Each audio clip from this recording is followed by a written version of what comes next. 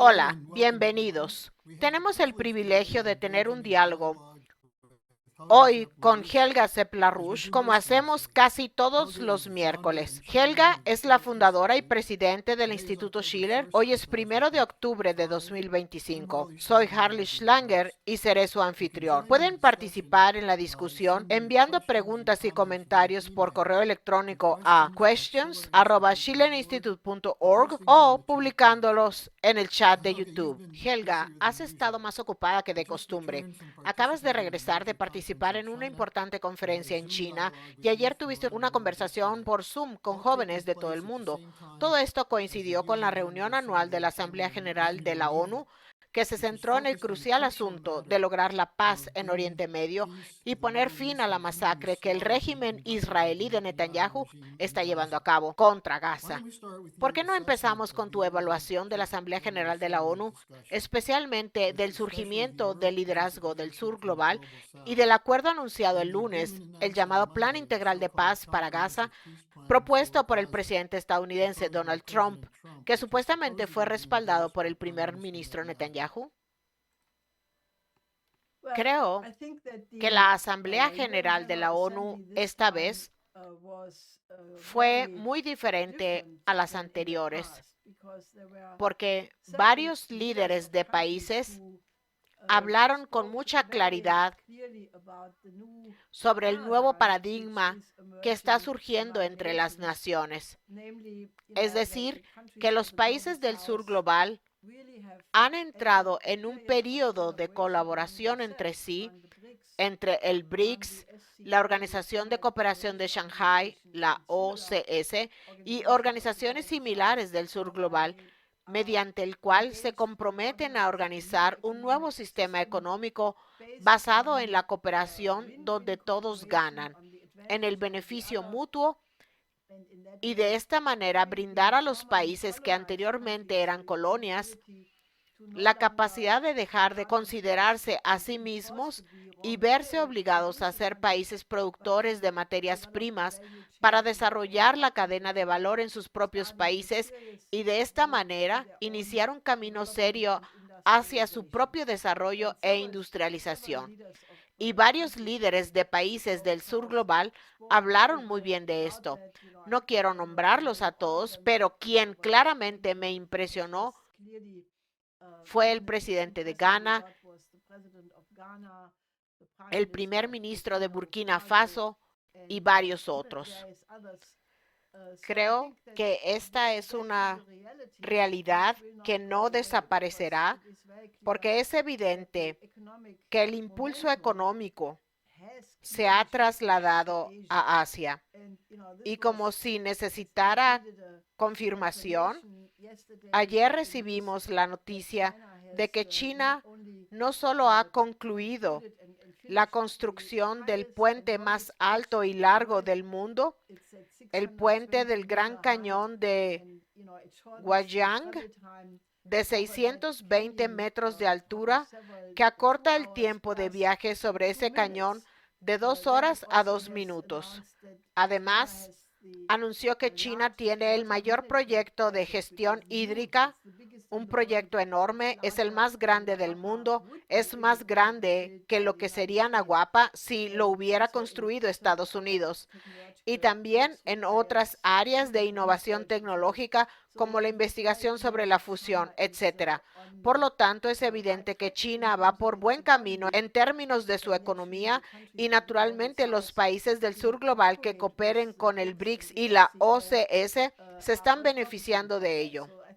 Así pues, en la conferencia a la que asistí, a la que te referiste, se llamó el Foro Cultural de Pekín 2025 y reunió de nuevo a numerosos representantes de diversos países, muchos de ellos del sur global, todos participando en un diálogo cultural muy constructivo y hermoso.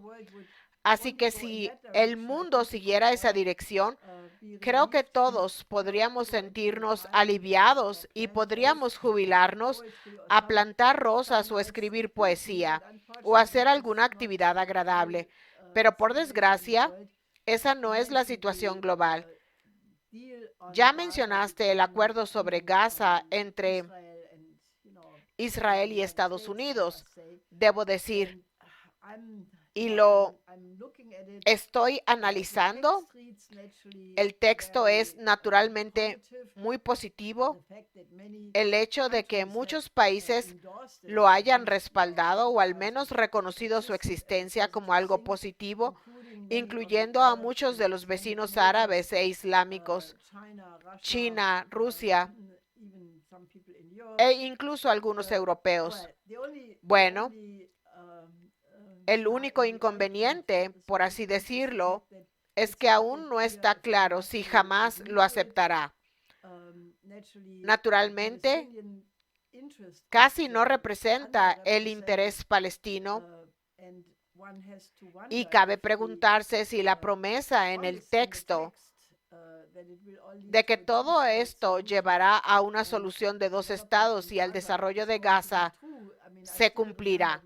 Recuerdo muy bien que hace apenas unos días el primer ministro Netanyahu afirmó con dureza que el Estado palestino nunca se creará. Y siempre hay declaraciones ominosas de que si jamás no está de acuerdo, Israel lo hará a su manera, algo que incluso confirmó el presidente Trump, lo cual, dado lo ocurrido en los últimos 22 meses aproximadamente, es una señal muy ominosa. Jamás, hasta el momento, no ha aclarado qué hará. Si acepta esto, básicamente renunciará a todo su poder y no está claro qué hará. Por lo tanto, yo podría decir que en el Instituto Schiller debemos redoblar nuestros esfuerzos para incluir el plan Oasis en la agenda, porque solo si hay un cambio integral, si hay desarrollo económico, es decir, el nuevo nombre de la paz es el desarrollo, ese programa debe incluirse en la agenda. El plan Oasis, sobre lo que hemos llevado a cabo muchas conferencias, fue una propuesta inicial de mi difunto esposo en 1975 y que implementamos en el último periodo tras el estallido de la situación en Gaza. Se trata de la idea de desarrollar grandes cantidades de agua dulce mediante un sistema de canales entre el Mediterráneo, el Mar Muerto y el Mar Rojo, y luego utilizar vastos sistemas de riego para impulsar la agricultura, la silvicultura, construir nueva infraestructura, nuevas ciudades y transformar toda la región desértica que rodea a Gaza y a muchos países. Jordania y la mayoría de estos países son simplemente desiertos. La situación en Jordania es quizás la más grave y de esa manera, creando eventualmente con base en el desarrollo de nuevos recursos hídricos, la infraestructura en toda la región, desde India hasta el Mediterráneo, desde el Cáucaso hasta el Golfo Pérsico, y algunos de los estados del Golfo han demostrado que se puede transformar lo que antes era el desierto en exuberantes y hermosos parques, zonas forestales y agrícolas. Se debe hacer eso. Y creo que debemos seguir impulsando el plan Oasis porque me preocupa mucho que si este plan no funciona a corto plazo, algo de lo que no estoy muy optimista, tengamos que movilizar a todas las fuerzas de buena voluntad para apoyar la concepción del plan Oasis, ya que la gente de allí necesita urgentemente esa visión de futuro para tener la esperanza de alcanzar una vida que valga la pena llamar una perspectiva de vida humana. Así que, si están de acuerdo con nosotros, únanse a nuestra movilización porque es extremadamente urgente. Están escuchando a Helga Sepp-LaRouche. Tenemos mucho más por venir. Te comenté, Helga, que estamos recibiendo más preguntas y comentarios de los países del sur global. Así que si quieren saber más o participar, envíenos sus preguntas a questions@schillerinstitute.org.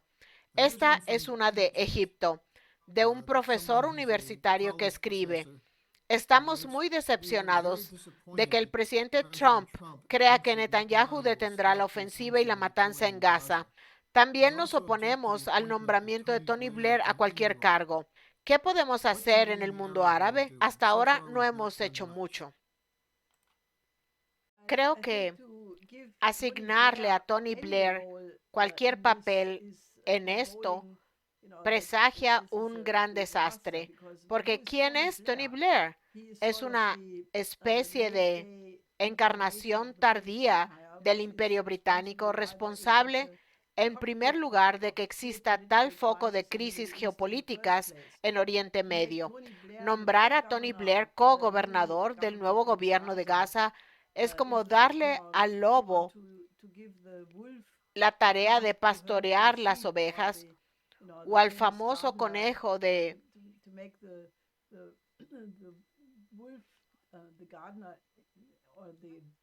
proteger las coles. Ya sabes, hay muchos proverbios alemanes que básicamente demuestran que esto es lo peor. Por naturaleza, será incapaz de hacer nada bueno que no sea en beneficio del Imperio Británico al que representa. Así que creo que lo que deberían hacer las naciones árabes, y lamentablemente coincido contigo, es que las acciones hasta ahora no han sido nada loables para ser diplomática y moderada. Creo que los países como el Consejo de Cooperación del Golfo, la Liga Árabe, la Organización de Cooperación Islámica, si nos fijamos en la cantidad de países que participan en estas organizaciones, tienen cierto poder. Es decir, son mucho más de 1.000 millones de musulmanes en todo el mundo. En conjunto representan una cantidad considerable de capital que se encuentra en fondos soberanos de inversión y que en parte se destina a inversiones considerables. Así que es muy difícil hablar con gente que no conoces en persona y, por desgracia, nunca he tenido una conversación directa con ningún líder. Bueno, eso no es del todo cierto. Estuvimos en Abu Dhabi en 2002 cuando hablamos en el Centro Zayed, pero esa fue mi única experiencia personal. Creo que los líderes de estos países deben pensar en el futuro. ¿Qué tipo de mundo están construyendo?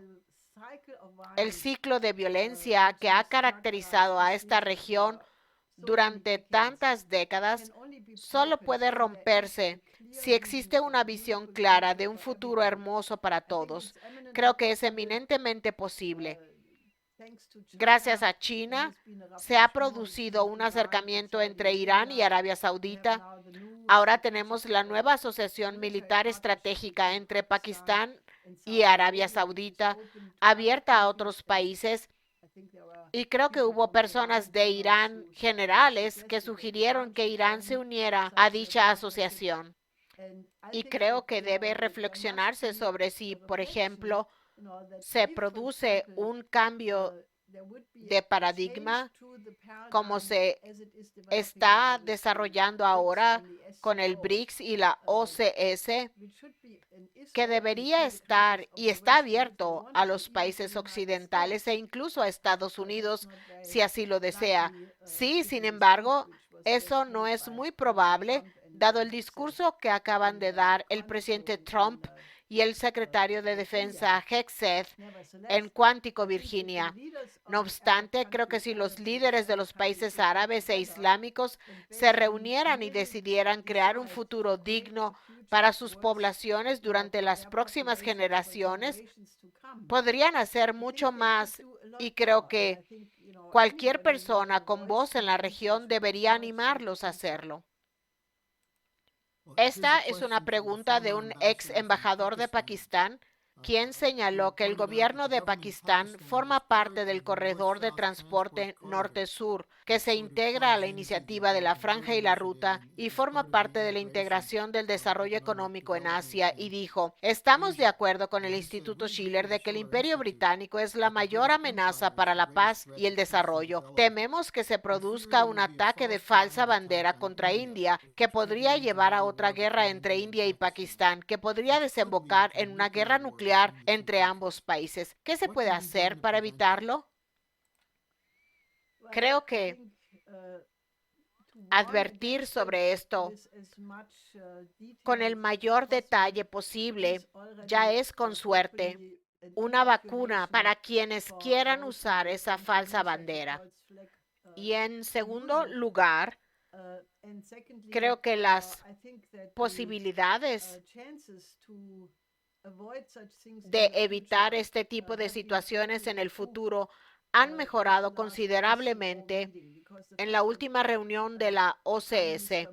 La presencia del primer ministro Modi en Tianjin, en China, en la reunión de la OCS junto con Xi Jinping, ha mejorado enormemente el panorama, ya que el acercamiento entre los dos países más grandes del mundo, India y China, con aproximadamente 1.400 millones de habitantes cada uno y que juntos representan el 35% de la humanidad, ha cambiado, pues ya no se puede explotar tanto la división entre estos dos países, que anteriormente ha sido la orientación de la Unión Europea, del Reino Unido y de Estados Unidos. Creo que cualquier esfuerzo diplomático anticipado para advertir contra tales escenarios debe continuar, ya que una vez que se logra un entendimiento y un diálogo entre los respectivos gobiernos, la probabilidad de que se lleve a cabo disminuye considerablemente. Así que cualquier tipo de diálogo al respecto antes de que ocurra algo es importante y útil.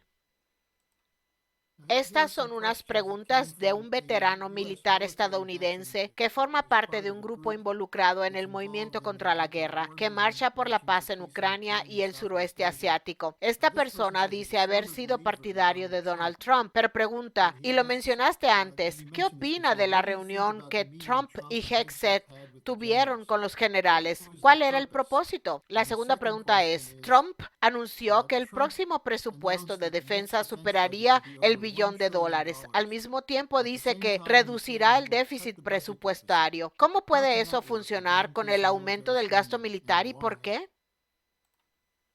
Bueno, acabo de ver al menos el principio del discurso de Trump y Hegseth ante unos 800 militares, generales, almirantes y oficiales, y fue escalofriante. Creo que Trump entró en la sala y no hubo aplausos. Normalmente entra en la sala y entonces todos sus amigos aplauden frenéticamente. Así que obviamente esto no es habitual entre estos militares. Así que se quejó y dijo, si no les gusta lo que digo, pueden irse, pero piensen en su rango y su futuro. Lo cual me pareció increíble. Básicamente dijo, los bajaré de rango si no me aplauden. Eso es lo que entendí. A veces es bastante difícil comprender cómo Trump se las arregla para hacer estas cosas. Estos oficiales estaban sentados allí en su mayor parte en silencio, como yo vi. Y entonces Trump anunció algo asombroso, que quiere usar las Fuerzas Armadas dentro de Estados Unidos para entrenarse en la lucha contra la delincuencia en las ciudades estadounidenses. Ahora bien, hasta donde sé, y no soy una experta en eso porque obviamente soy extranjera, creo que eso no está en consonancia con la Constitución. Creo que la Constitución prohíbe el uso de las Fuerzas Armadas en el país. Entonces, dado que todos estos oficiales juraron ser leales a la Constitución, creo que debería haber un debate posteriormente al respecto. Al menos tal vez puedas decir algo sobre eso, Harley, pero me pareció absolutamente horrible porque siempre que se usa el ejército en el país, Bueno, o se avanza hacia una dictadura militar o, en cualquier caso, la democracia, por muy valiosa que sea, no luce muy bien. Además, Hegseth, quien dio un discurso increíble, obviamente quiere darle marcha atrás a parte del wokismo y la diversidad y todo eso, dijo, ya no se quiere ver generales y almirantes gordos en el Pentágono. Lo siento, tuve que reírme de eso. Debo decir que sí, puede que tenga razón, porque vi el supuesto desfile militar que Trump organizó el año pasado para su cumpleaños o algo así. Y si se compara con el desfile chino en el 80 aniversario del fin de la Guerra Mundial en el Pacífico, que fue un desfile increíble, donde los soldados se movían con una precisión y la cantidad de soldados era increíble.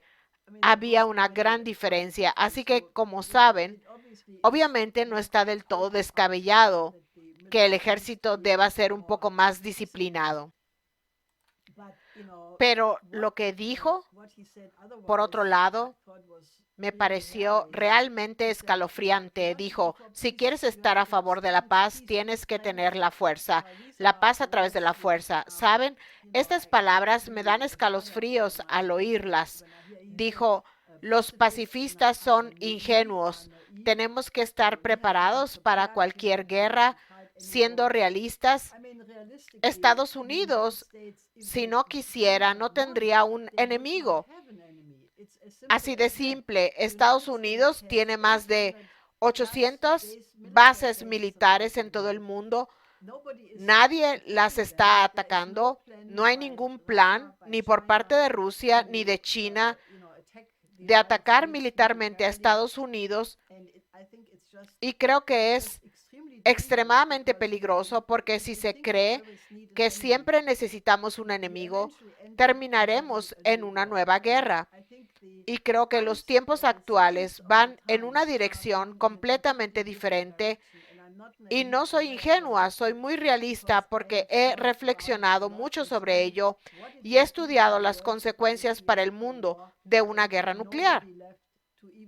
No quedaría nadie que siquiera se planteara por qué sucedió. Y creo que la señal de los tiempos es la cooperación.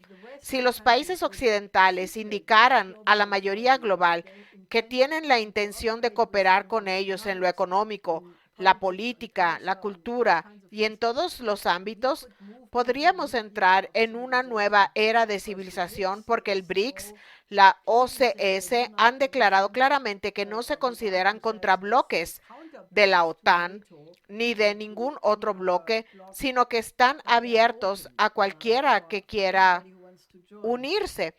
Y realmente creo que debería haber un debate al respecto, porque si ahora estamos marchando como en Alemania, donde Merz dice que Alemania ya no tiene paz, ni aún está en la guerra, sino en un punto intermedio, este tipo de declaraciones belicistas pueden convertirse en una profecía autocumplida más rápido de lo que se cree. Y creo que debería haber un debate y creo que algunos demócratas ya han empezado a comentar al respecto, lo cual no debe descartarse como la polarización habitual entre republicanos y demócratas, sino que debe haber un debate sobre el valor de la Constitución, dado que el año que viene se cumple el 250 aniversario de la Revolución Americana y la Constitución debe ser respetada en ese aniversario y no derogada. Tienes razón, existe la ley Posse Comitatus que básicamente dice que las Fuerzas Armadas no deben desplegarse dentro de Estados Unidos. La persona que hizo estas preguntas también mencionó que la crisis presupuestaria y la incapacidad de lograr una recuperación real son parte de la razón por la que hay más personas en la delincuencia, pero hizo una sugerencia y te la comento. Dijo, si Trump quiere ganar el Premio Nobel de la Paz, quizás en lugar de cambiar el nombre del Departamento de Defensa a Departamento de Guerra, debería llamarlo Departamento de la Paz. Esa fue la sugerencia de estos veteranos del ejército. Creo que es una muy buena idea y como sabes, también está muy claro que cada 1.000 millones que se destina al aumento del gasto militar es 1.000 millones que se le quita a la inversión en la infraestructura, al sector salud y a la educación. Y como saben, creo que definitivamente el pueblo estadounidense debería exigir un cambio de dirección. Tengo dos preguntas sobre la juventud estadounidense. El primero fue un correo electrónico que me enviaron diciendo: Harley, gracias por tu artículo sobre el asesinato de Charlie Kirk y la estrategia de tensión. Hasta ahora, parece que en general esto no se ha convertido en una explosión caótica en torno a los perfiles. ¿Podrías preguntarle a Helga si cree que quienes pretendieron usar el asesinato para provocar una guerra civil subestimaron la creciente oposición de los jóvenes a lo que hacen los sionistas en Israel? Es muy posible que sea así, porque creo que también hay una discusión muy importante. ¿Cuáles fueron las circunstancias reales de este asesinato? Y creo que el papel de la esposa y ahora viuda de Charlie Kirk fue sin duda una intervención muy importante y contrastó muy positivamente contra las declaraciones de Trump, porque dijo que perdonaba a los asesinos. Y solo puedo imaginar cuál era su estado emocional. Eso demostró cierta grandeza por su parte, lo que creo que tuvo un impacto en muchas personas en Estados Unidos y en todo el mundo. Y cuando Trump dijo, no, no puedo adoptar este punto de vista, odio a mis oponentes, quiero decir que a veces Trump es su peor enemigo, porque creo que Trump necesita una educación estética. Así que quiero dejarlo así.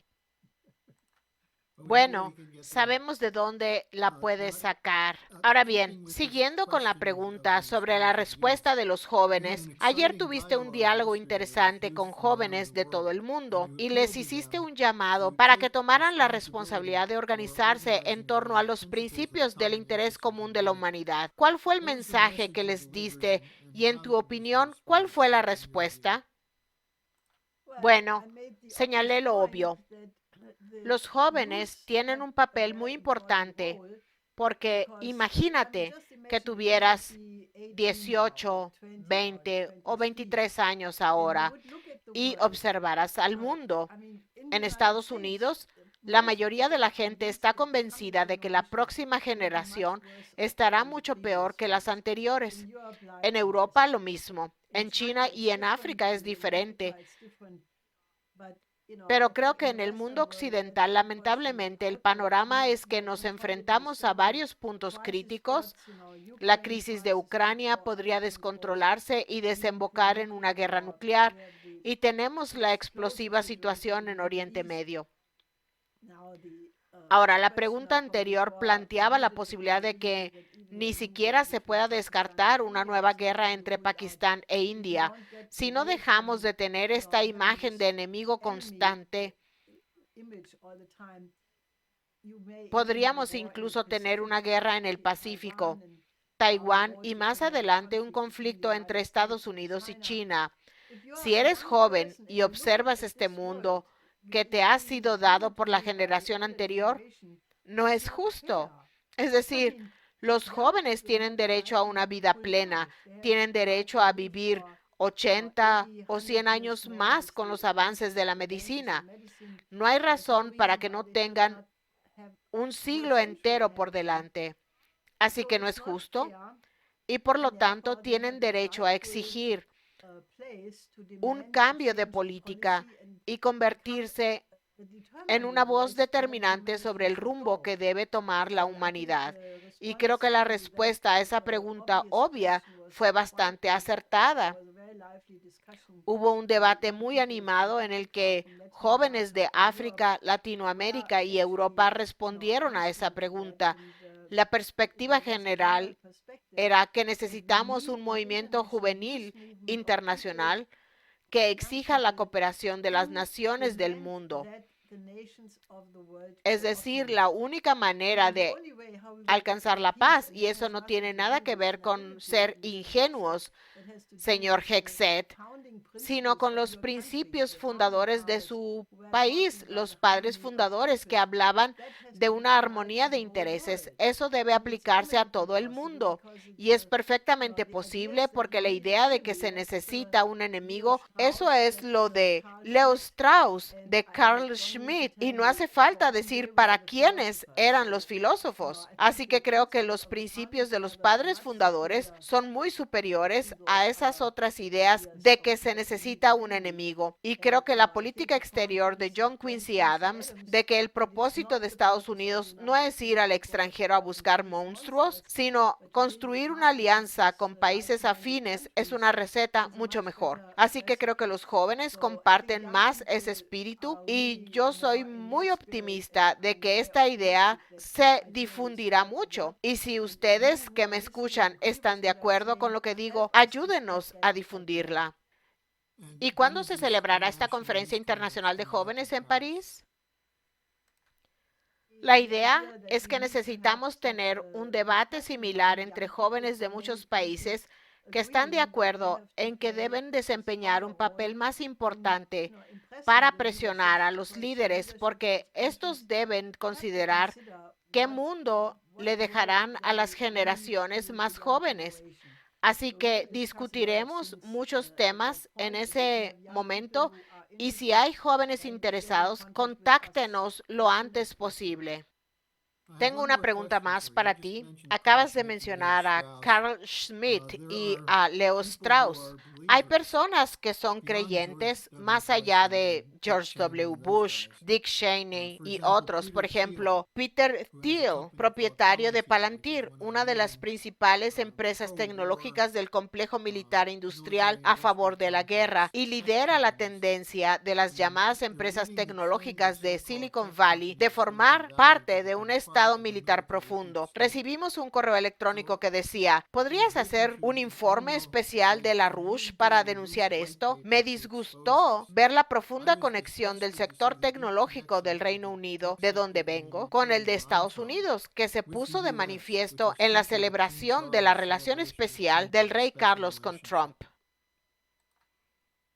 Observé eso también con gran preocupación, porque toda la maquinaria bélica internacional solo funciona sobre la base de la relación especial entre Estados Unidos y Gran Bretaña, como base del esfuerzo por mantener la hegemonía mundial del Imperio Británico. ¿Sabes? Eso se remonta a los esfuerzos de los británicos por convencer a la élite estadounidense de gobernar al mundo como un imperio, basándose en el modelo del Imperio Británico. Y no sé si Trump es consciente de ello. Él dio un discurso lleno de referencias con todos los héroes de Peter Thiel, Hobbes, Locke, Adam Smith, Newton. Y quien quiera que haya escrito el discurso para Trump realmente no le hizo un favor. Cualquiera que conozca la historia sabe que estos eran los enemigos de la Revolución Americana contra quienes se libró la revolución.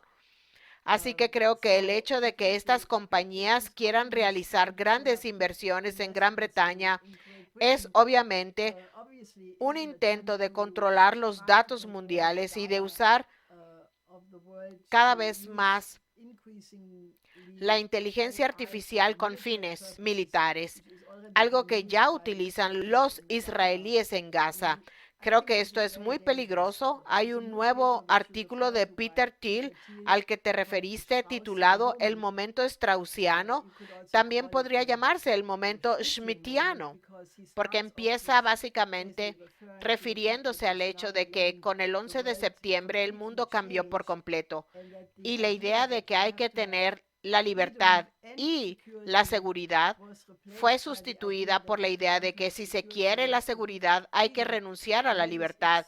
Y ese es exactamente el argumento de Carl Schmitt, que usó el incendio del Reichstag, argumentando básicamente que quien controle la crisis tiene el poder. Ese es un argumento fascista por excelencia y creo que la gente debe ser consciente de que estas personas no son filántropos, sino una amenaza y la gente debería estar bien informada al respecto y tal vez aceptemos su propuesta de escribir un informe especial. No es una mala idea en absoluto. Tenemos el trabajo de nuestra colega, ahora difunta, Renée Sigerson, quien fue la primera en llamar la atención sobre Peter Thiel, y lo hemos estado cubriendo en cierta medida en EIR, así que creo que probablemente seguiremos haciéndolo. Tenía más preguntas, Helga, pero sé que tienes otras cosas que hacer. Tenemos una reunión de la Coalición Internacional por la Paz el viernes. ¿Hay algo que puedas contarnos al respecto? Bueno, el viernes 3 de octubre también tendremos, si no me equivoco, hoy es 1, sí, el viernes será 3. Habrá una manifestación muy importante, o de hecho 2, en Alemania, porque es el Día de la Unificación Alemana. Es un día festivo y más de 400 organizaciones han convocado grandes manifestaciones en Berlín y Stuttgart. También les pido, si están viendo esto en cualquier lugar, si están en Alemania, deberían asistir a estas manifestaciones. Si están en cualquier otra parte del mundo, quizás puedan enviar mensajes a sus conocidos en Alemania e instarlos a ir o a realizar una manifestación de apoyo paralela frente a su ayuntamiento, su alcaldía o donde sea que estén. Pero creo que es muy importante que se exprese que la gente está harta de este belicismo, que en Alemania es muy común ahora mismo. Así que háganlo, es importante. Y luego, naturalmente, en la reunión de la Coalición Internacional por la Paz del viernes, discutiremos la situación en Alemania, en particular con el despliegue planificado de misiles estadounidenses de mediano alcance con capacidad nuclear, que se supone se establecerán allí a partir del 2026. Y eso convertiría a Alemania inmediatamente en un objetivo en cualquier conflicto, porque cualquiera, ya sean los rusos u otros, tendrían que asumir que estos misiles tienen la capacidad nuclear una vez que se envíen a algún lugar. Es como la crisis de los misiles de mediano alcance de los 80s, solo que la gente es mucho menos consciente del peligro. Así que lo discutiremos. Sin duda repasaremos lo que está pasando en Oriente Medio. Gaza seguirá la dirección del Tratado de Paz que concluyó Trump. Para entonces seguramente tendremos una respuesta de Hamas. Así que sin duda participen en esa reunión. Será muy importante. Contaremos con ponentes de primer nivel, como siempre, que son la mejor fuente para emitir juicios y tener un debate. Así que asistan sin duda.